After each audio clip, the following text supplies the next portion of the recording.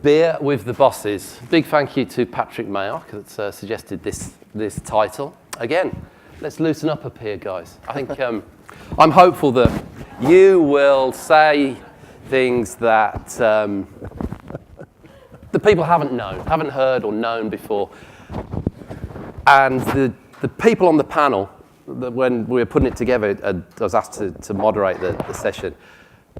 Something that came to me is their businesses are all transitioning in some shape or form, in different ways, different approaches, etc. And I think it's really, really refreshing that we've got these guys up here that have committed to transitioning their business. So that's what I want to sort of focus on for the start of the conversation, and then we'll perhaps see where it goes. But Dean, if you could introduce yourself briefly, a bit about Oakwood, and then just move along the line.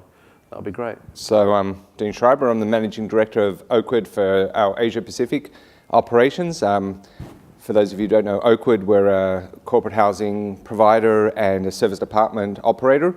The portfolio that I manage in Asia is all branded service departments. And yeah, we're pretty global, enjoying the bullish market that a lot of the Asian countries are going through at the moment. So we talked about transition. How are you? What's the transition? So I guess the biggest news for us was the acquisition of Oakwood Worldwide by Mapletree. So early last year. So brought another big service department operator into Asia. Obviously Fraser Ascot are the other two big operators. So big transition for us, being owned by an Asian wealth fund. They're really interested in the asset class, the service department asset class, and doing a lot of development here in the US, looking now expanding that investment strategy into Asia, some of the key geographies there, and Europe, of course. So yeah, very, very exciting times for us, big transition. Okay. Lee? Lee Curtis, I'm the co-CEO of RESIDE Worldwide. Exciting times for us. People in this audience have started a new company, but it's the first time I've done it. I'm blessed to do it with John Wolford, who's the other co-CEO, and a great partner you saw with Mike Meekins with Westbridge Capital. But we've our first acquisition was a Boda out in Seattle in November, and it's the beginning of a mission, a journey, if you will, of really amalgamating what we think will be an opportunity to buy and grow corporate housing companies nationally and globally using a kind of a predetermined mezz fund that we think will work very well in this space. We see the opportunity with alternative accommodations. We see alternative in boutique hoteling, boutique apartments, and we think it's a great time to be in the business. Okay. Sean? Piers? Doing quite a lot of different things in the space. I'm just a little disturbed you keep asking us to loosen up. It's not that sort of conference. Anyway. Have another pillow. Thanks. George. That's what he means. Now he's even branding the pillows. Yeah. Do you want another drink? Yeah. I haven't got through this one yet. It's Bronx stuff, or Brooklyn stuff. It's good stuff. So BridgeStreet has been around for many years, and in the last 2.5 years or so, we've transitioned the company to taking a demand-oriented focus. And as the story is, we see trend-like in this space. It goes from PropCo to OpCo and OpCo to PropCo, and it seems we're back into the property side again, and good institutional investors coming to the space. We pivoted to satisfying the need of a predominant decision maker in our space, which is the travel manager, and wherever they want to stay, we want to place them. And so we're optimizing our operating platform from San Francisco to Singapore, and utilizing that as a delivery system to make it easy for demand and supply to connect, and make it easy for everybody in the room here to access quality supply and demand universally. So it's a platform for our space. We're specializing in home service apartments and extended stay hotels, so it's very much about the stay that is the way that a travel manager and their business travelers needs, and we can explore that later. Okay. Hi, well, good afternoon first, everybody. I'm George Westwell with Cheval Residences based in London. and I'm here today representing the service department sector of our business. But perhaps what some of you won't know is that basically I see ourselves as a property company, and we're predominantly London-centric, and we own about 50 buildings. We own freehold in the London marketplace, and we trade as commercial, retail, and service departments. So in our ideal world, we'll have mixed-use development. So we'll have somewhere where there may be a shopping mall, a number of restaurants and retail outlets, offices above, and at the back of them a service department development. So that's pretty much about what we're around. Okay, and obviously you've engaged this morning with the conference. What sort of themes resonated to you, and the sort of, okay, we're halfway through the event, but what are the points that you've gone, yeah, okay, I've got to look at that back home within the business? Was there anything that sort of came through this morning that you thought, yeah? I think, well, you said, you don't like the word alternative, right? But until we come up with a better word, there's no alternative, right?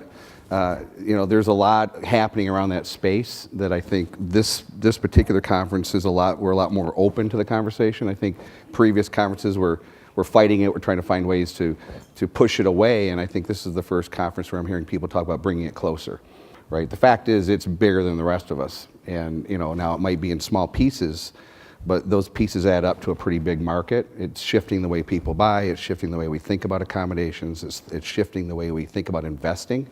So it's a pretty seismic shift from where we were last year this time, which I find, refreshing.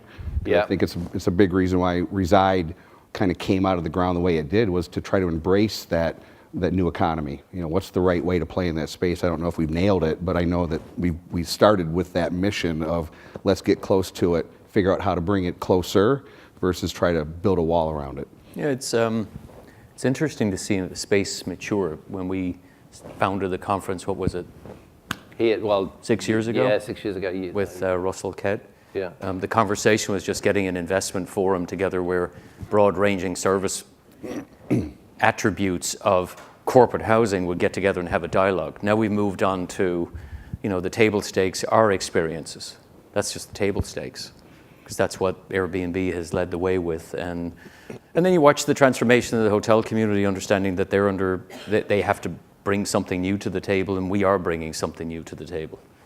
And we're collectively changing a dialogue and a category, and that enables us to be fundamentally frontrunners as an industry. The other thing that I think is interesting is we're starting to develop hierarchy within the ecosystem, which we didn't have. So there's multiple new technologies sitting in the room with Feather and others. There's different types of apps that are being developed for this space and a broader space, that's new. And then there's product differentiation and branding and pricing, that's new.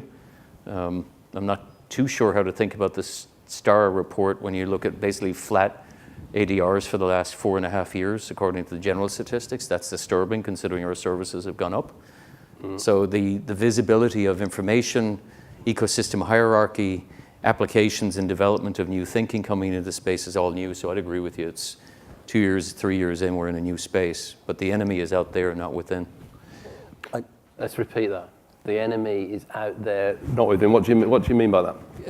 Even in how we think about how to satisfy the need of a travel manager, it's taking something very austere in some respects, a home, a service department, an extended stay hotel, and putting the category together so it's a seamless experience so that they are utilizing something past 14 days. I know there'll be different opinions of what that means, but 14 days and beyond, you have to be able to access it on an app technologically in real time, or else we're irrelevant.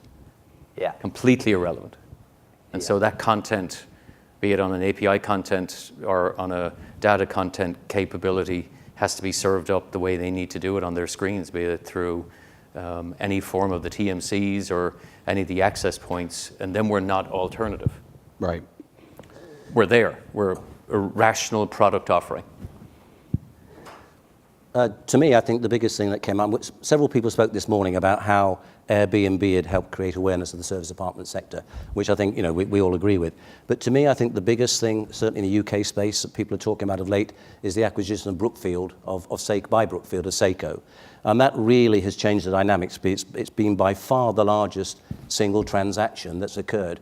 And I think what that has done is that started to wake up investors about the opportunity of how good service apartments are relatively to, say, the hotel sector. And since these announcements have been occurring, we've actually received a number of approaches from investors because they're waking up. And I think were you at Recharge? And when we were at Recharge in Amsterdam in January, I mean, Piers had this, I don't know if it was his idea, it was a good one, so it probably wasn't. But they actually, it was quite good. In an audience like this, they got 3 investors who had already invested in the service apartment sector, sit in the middle, facing directly opposite 3 investors who at this point in time had decided not to enter into the service apartment sector in terms of investment. And I thought that was a really interesting dialogue. And I think the more of that we have, the more that happens, because all of us around here, I mean, to make our businesses work, we need that investment. And at the moment, we're seeing hotels in percentage terms grow less than what we're growing in service apartments, but in volume terms, it's still big because the base is higher. So we've got to get that pendulum swinging from the hotel sector into the service apartment sector. That's a great thread, right? So the more transparent we are, the less risk it is for an investor, and they're able to assess the yield on the business. So, it behooves us all, everybody in here is investing in your business and you want a return on your capital. So the more we can drive to that transparency, it gives, the movement of capital comes our direction. Well, the irony of some of this is, the Airbnb brought, they magnified the opportunity within the sector. The interest that's coming from the money is also tied to that, right? Because there's a validity. Like we can, Sean and I spent a lot of time trying to explain to banks who we were as a company many years ago, right? And they just scratch their head. What are you, right? Are you a hotel? Are you an apartment? Well, we're both. Well, we don't like that because that doesn't fit our models, right? Years later, now there's a model that actually it fits. But when we formed up our partnership, it was because there's an interest in the property side of this as much as there's an interest in the operating company side of it, right? And there's money to be spent now, and again, there's another checkbox or 2 that the banks have already checked before you meet with them that weren't there before. They kind of get it. They're closer to it. They're a lot more apt to give you the senior debt as long as you have the capital put into it to start with. So it's exciting. It's exciting times because I think that's where the opportunity is, especially as the real estate market starts to, there's something's going to happen in the next 18 months, and I think if you're ready to go, you're going to be able to go well. If you're not, you're going to be stuck like in 08, wishing you could. What I found quite interesting this morning, Patrick talked about service apartments being benchmarked in the UK. It's a smaller market, less mature, and it's not done over here. Was that detrimental to maybe capital flows coming into the sector in the future, or does it need to happen? It didn't affect yourself. Well, yeah, but it's still at the end of the day when you're getting that last pile of money, the banks want to see something that proves your industry's real. So the benchmarking is necessary. There's work happening within one of the trade associations with CHPA to bring some new technology in place that can replicate some of what Star's doing, because we have talked to Star a couple times over the last 5 or 6 years. We've always kind of collide. So, and I don't think that'll finish the conversation, but I think we're taking it into our own hands to do exactly that. We got to get to a point where we validate ourselves independently, but with a level of precision that we don't have right now. Yeah. But on that, I think the benchmarking, I totally agree, is important, but I think we've really got to get it right, because we were one of the first service departments in London to start participating in the STR figures, and I've heard them quoted all around the world now. But the reality of life is that we're not comparing apples with apples. Yeah. And they start to lose their credibility, because some apartments we've got 1 bedroom in, others we've got 2, others we've got 3. We're comparing against hotels, which is 1. So it's not like for like. And we seem to be a slow ship moving, because we've got to start looking, and obviously apartment sizes vary. So we've got to start looking at maybe a GOP per square foot or per square meter, so that we've got some true benchmark, which is like for like, and we can do it internationally as well as in the country. And I just think that there's so many initiatives we have, and we're all trying to get these investors interested and banks interested, that these key statistics and benchmarks and things that are going to make us work, we've got to get them right. So that credibility goes. Yeah. I think I saw our friend from Air DNA here. Who's Scott? Scott here? Yeah. Scott's here somewhere. Scott's done a great job of aggregating and making transparent dynamic pricing. Yeah. And that's a start, right? So you look at very disparate, and I would argue highly fluctuating ranges of inventory types within the Airbnb ecosystem.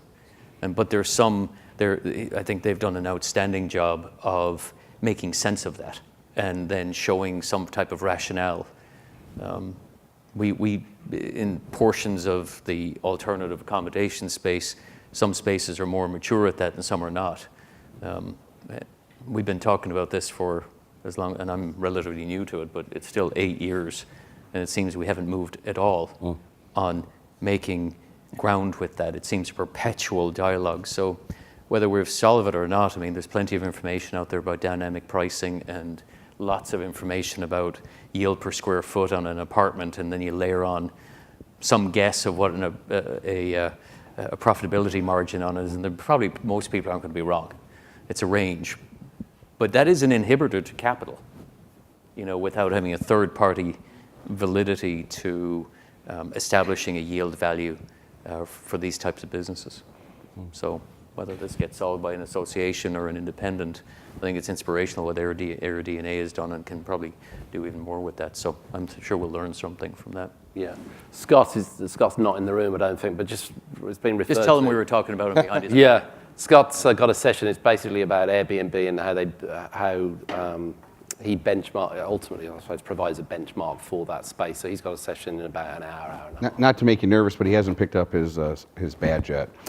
I've seen him. Scott's here. He's got somebody Actually, I was else's trying to badge. make him nervous, Sean.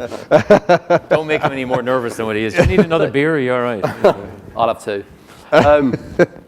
So I suppose sticking with your new product, Sean. What went through your mind? Of course, you've always tended Not a lot. you've always tended to innovate a lot in the space, and it would have been really easy to fight it out, so called with everybody else, so to speak. What was the key driver for the OTA aspect of BridgeStreet's offering? We just recognized we couldn't be everywhere. Right. And so did we want to put capital into physical assets or transition into a different space within what we know? And so we moved the company starting 2.5 years ago to being a robust, secure, agile marketplace that allows us to then deploy capital against creating demand and asking one highly consultative set of questions that ask a travel manager, where do you want to stay and how do you want to stay there and what type of products do you want? And you might ask, like, why are we focused on service departments, homes, and extended stay hotels? Because we think the dialogue, and we know the dialogue with the Fortune 5000 is, I need to book something else other than a service department, but I love extended stay, and it needs to be in that dialogue. And I think it was reinforced this morning, that lack of awareness of this kind of notion of how do we fit into the extended stay decision-making persona. And when you're part of that, there's different uses for that, and we recognize those uses. So you might be on relocation or short-term visits, or you might be on a project, or you might be an intern. There's different solutions for that. But if we can get everybody's eyeball looking at service departments, homes, and extended stay hotels and think of that as an entire category on itself, maybe it's a lot of heavy lifting, but we're getting a lot of traction and scale right now. And that's why we switched, because we're not built to, we decided not to be built to be in the asset game. But we're really good in the technology and demand game. So we picked what we thought we were good at, and then utilizing our operating platform to service that. So you're onboarding people in the room then, so it's... A lot of people here, and we're now at nearly 2,000 supply partners in the community, and that's scaling rapidly. I mean, we have hundreds of thousands of units in this pipeline right now. Okay. Dean, what's your, I suppose, focus? We started talking about China, and it was like, geez, what an opportunity. I think China for us, if you look at the trends, it's been around for a while, but you can't ignore the China business, particularly here in the US. I think the outbound business from China is growing so incredibly. The 2020, they're saying that the outbound business from China will equate to the collective sum of the next 4 continents, of next 4 countries of outbound business. So that's huge. So I think be prepared for that. So we're investing a lot in that China piece, technology in the rooms that suit the China market, and amenities, activities for them to do. They're traveling a lot more independently too. And again, we talk about that short stay, extended stay, long stay piece, and we're seeing that the China market is covering all three areas. So we're gearing for that, and I think everyone should. I read an interesting article or stat yesterday. I'm just prepping for this, and I didn't expect to find it, but I just wanted to understand what the top growth global markets were. You would have thought you could just rip them off the top of your head, but the top 10 markets were all in Africa.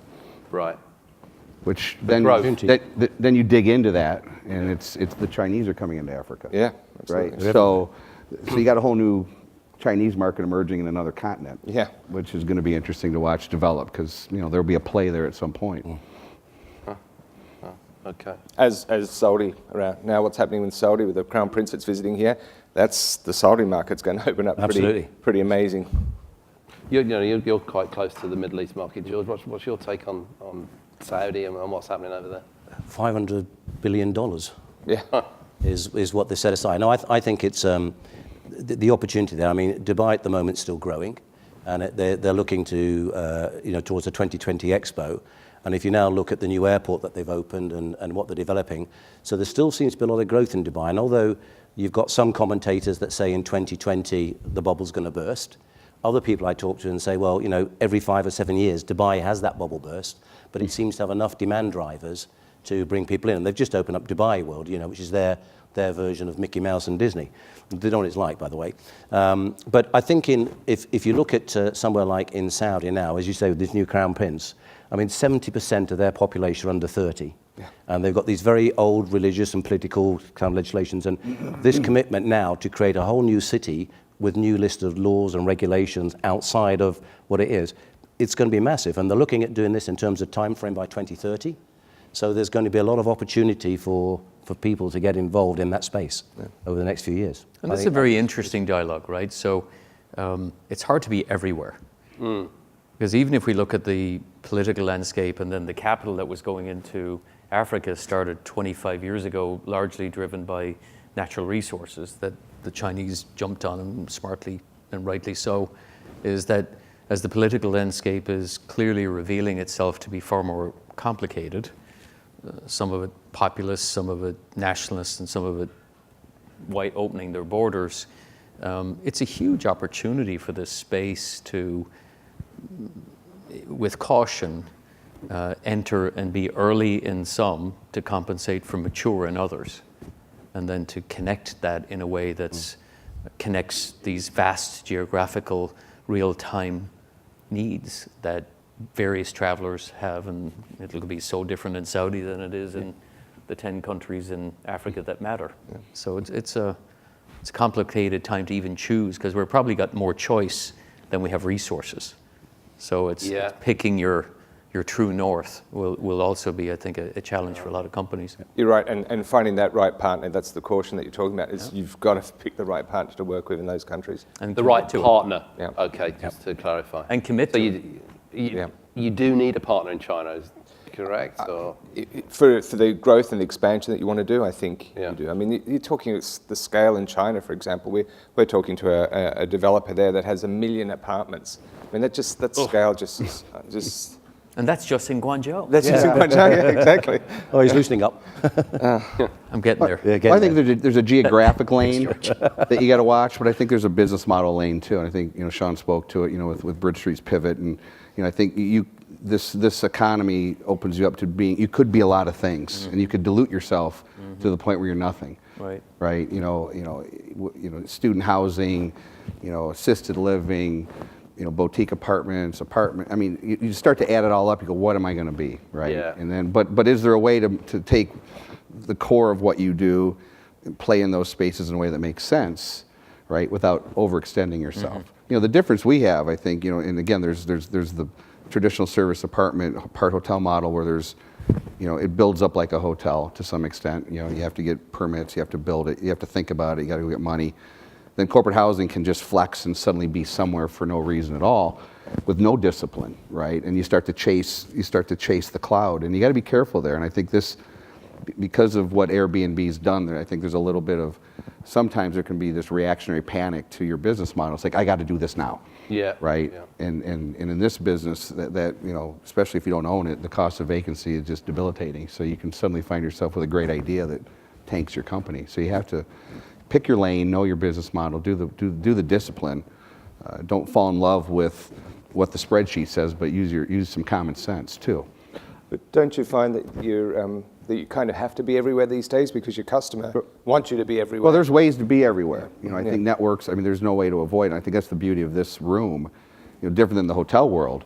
You know, the hotel world says, you know, if I'm not there, then I'm not there. You know, they haven't formed up enough to share, where this, you know, we had our own sharing economy long before Airbnb did. This room's been sharing forever, right? So I think knowing how to do that, knowing how to position it for the type of buyer you have, you know, whether it's vetted, non-vetted, whether it's leisure, whether it's business, all of those, you know, you can tap into that. Because you're right, you'll never be there, and the second you think you're there, they're going to say something like Bangladesh. And you're going to go, what? But like all industries, this space is going through specialization.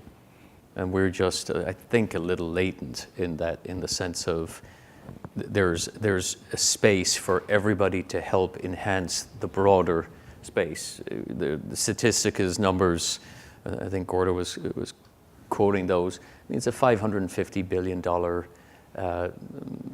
hospitality space. There's roughly about 65 billion that's in the broader extended stay space that's quoted. I think everybody in here would be fairly thrilled at 2 or 3 percentage points of that, plus a penetration rate. But you've got to get to the right eyeballs fast. I think that's the big variable. 5 years ago, we could work through a network and there'd be a 2-day, you know, these crazy commitments of 48-hour, we'll respond in 48 hours, and then it was 1 day, and now it needs to be 4 minutes. All right? So 4 minutes, you can get on and buy a generator and a pair of socks on Amazon Prime and order it that day and get it delivered, and you can't deliver an apartment or a home in 2 days? Yeah. I mean, what does that say about the space? So, yeah, I mean, we've all got our specialties, and we got to get connected, and you got to optimize and leverage your value proposition to your customer, but all of us can't do all of it. Yeah. You know, everybody's sort of time pressures, things are speeding up more quickly, etc. Obviously, you're in the middle of transition in your business. From a cultural perspective, you know, the team, and this is a general question. Has recruitment changed, for instance? What do you look for, and who do you listen to, maybe, when you're making decisions? Is it always your decision, team? We saw the video earlier. There's quite a lot going on in the space, and a lot of, not blur, but fuzz sort of out there with what we are, which isn't necessarily good. Anyone want to take that one? Yeah. Again, I go back to the specialization of the roles and the specialization of the businesses. We have more mathematicians inside the company in 1 year than we had in 20. We have new departments that are standing up to support supplier community experiences that weren't there 6 months ago. Our intervals of change are now about every 90 to 120 days rather than every 8 to 12 months. So the demand, once you put your foot inside the technology world, the demand for global partnerships to keep you current, which we just signed an agreement with WorldPay. They're best in class for secure, globally compliant payment methods and delivery. We didn't need that a year ago. We needed that today because we need to be compliant with GDPR and present ourselves to everybody in this room and to our customer base that it's a super secure environment. I mean, we're all living through the modernization of awareness. Facebook, they're somewhere in DC, I think Zuckerberg's testifying today. Everybody's concerned about your personal data. So it's all well having a great apartment, but you got to be secure with how you deliver that, and you got to deliver it in 4 minutes. And that's created an immense amount of cultural change and awareness and just a completely different narrative within the company, and that's not easy. So we've hired some great people, and the great people are Aaron Turner's here, our CTO. He came from eBay and has brought a wealth of insight into how a company needs to run. So yeah, it's a huge amount of cultural impact. Yeah, I was coming to you Huge. next, Lee, with that. You know, and from a result, people getting their heads around where the future. Yeah, there's a lot going on there, right? You know, we Yeah. bought a 30-year-old ESOP. So, which if you don't know what an ESOP is, an employee stock ownership program. So it was an employee-owned company. 150 employees, very invested in the company, and we came in and bought it out as a partnership, and it's no longer an ESOP. So there's a cultural shift there, and that was the reason why when we started the thought of the roll-up that we got very passionate about having a brand and why RESIDE. We came up with RESIDE. John actually brainstormed RESIDE. We thought we needed a flag to rally around that spoke to today. Not an old flag, but a new flag. One that spoke to what the people in our company are experiencing, the millennials, the whole concept of the shared economy and building something around that was key for what we thought would be the right rally flag for us. So you have to shift from flag A to flag B. You can't just Huizinga it without a flag. So that was a part of our culture shift. And if Dave Capel were here, who runs Abota for us, would tell you, I mean, it's the things you thought would be easy are hard, and the things that are hard are easy. People get some concepts, and the things that you dismiss that's no big deal. Like changing the coffee in the coffee room. Suddenly become a big deal, right? So our culture shift is getting around the RESIDE flag. I think when John and I stand up in Seattle and talk about what we're doing, there's an excitement around it. We have a couple of our own branding messages. Get comfortable is kind of our tagline of the moment, and it's about just getting comfortable, right? Getting comfortable in your space, getting comfortable in your city, getting comfortable locally, getting our potential targets comfortable. We're talking about a roll-up. They've been done before. They pretty much all failed to some extent. Certainly financially. So having the discipline to do it the right way, as Mike talked about, and sticking to that discipline, making sure those deals can satisfy their own balance sheets and not getting caught up in the ether on it has been important. I think last year this time we were talking. There's a whole session, as you talked about, the people, how do you prepare your company to sell? Yeah. No. Well, I'm here to tell you they didn't listen.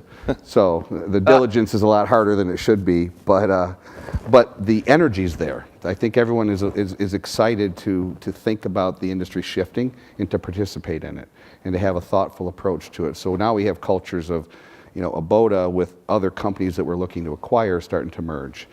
So the story's still to be told to some extent. I think we have a decent idea of how we're going to do it. We're going to let a lot of individuality maintain on the local level so that we don't squish what we bought. We want them to accelerate for what they are. So you won't see a lot of rebranding that happens as we buy. Those companies will exist as themselves with some connection points via technology, and I think that speaks to what the new economy wants. They want the local experience. So there will be an interesting cultural melding, but I think keeping to the tenets of what we stand for, service. Larry said it, I loved it, compassion and passion. I think that we could all use that, and I think I've always tried to run my companies that way, and I think I know RESIDE will kind of emulate that. So. Okay. We're near the end, just really due to time, but we've got time for a couple of questions if people would like to catch the catch box. No. Okay. That's interesting, guys. Or not. Someone drink. Another beer, anybody? Okay, we'll wrap it up in a moment and give you a bit of thinking time here. Maybe your top biggest challenge within the next 12 months. And we'll go along. Has anyone got a... Yeah, I think for us, again, I only can refer to Asia, but it's the regulatory bodies that exist in certain geographies with a minimum stay, and we just, our biggest challenge is unless we can change those regulations, you're stuck in the service department industry with that latent occupancy or that vacancy, I think you call it here, and we need to be able to sell short, and we're struggling in Asia meeting those regulations. Okay. So we sit with occupancy that we just can't sell between two check-ins. I Interesting. think latent occupancy sounds better than vacancy. Yeah. I'm going to use that. Next time I'm talking to the board, it'll just be latent occupancy. That could It's coming. That could be It's going to tweeted be today. positive, right? It's positive, not It's negative. coming. Yeah, I like it. Lee, are you there? Gosh, so many directions. I'm looking at Mary Ann right now. She's my biggest challenge. But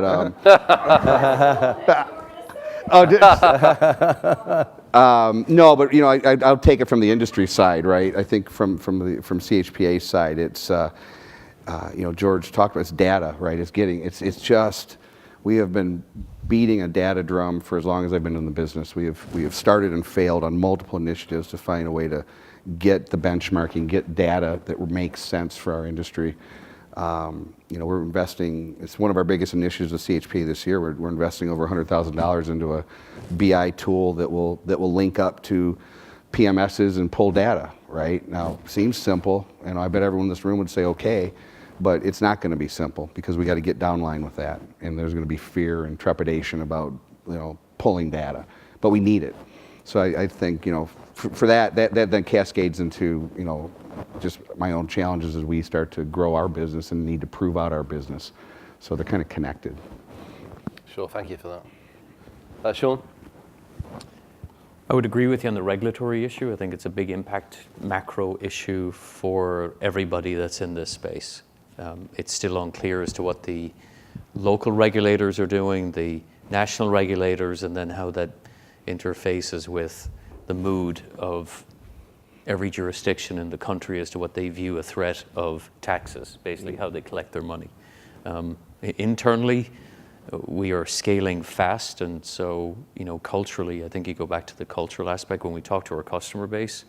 Culture dominates how to satisfy for a pressure that's coming internally from their employees to say, we want to stay in something that's not the traditional hotel program, and satisfy that, particularly for recruiting. And I think we face that internally in BridgeStreet as we scale, that being super confident and concentrated in our thinking that it is absolutely people first and hiring best in class, and that's how you get there. So that's a big risk. War on talent is certainly prevalent in the tech space. It's tough, really tough. Okay. George? Well, I think the biggest challenge we've got is really the ones that are uncontrollable. And to us, I'm sure you've all heard it, but we've got Brexit coming up, which is causing great consternation for us. and I think it impacts us for a number of reasons. One is, a lot of decisions aren't being made. Projects are not being carried out. So everything's just sitting there and nothing's really moving. On a softer sense, you're seeing increase of cost because people are already putting in tariffs. But at a very basic level, what we're now seeing is that, in London, a lot of the people that work in our industry come from Eastern European countries. And that we're seeing is now really moving away. And there are restaurants that are running 40% short on staff. The irony of all of this is that the net immigration into the UK is actually up. But it's the level of people that are now coming in. We're getting skilled people rather than those that want to work in the service industry. And so it's trying to think, how can you actually deliver that same quality of customer service that you did with 40% more staff? Okay, you're making more money, but there comes that point when the two start to collide and you start to get bad customer service. So it's not a challenge that we can deal with because we can't control it. It's just a challenge that we have to manage through the process of time and then just hope that the right decisions are made by the right people. Okay. We need to wrap it up there, but a big round of applause, please. Thank you.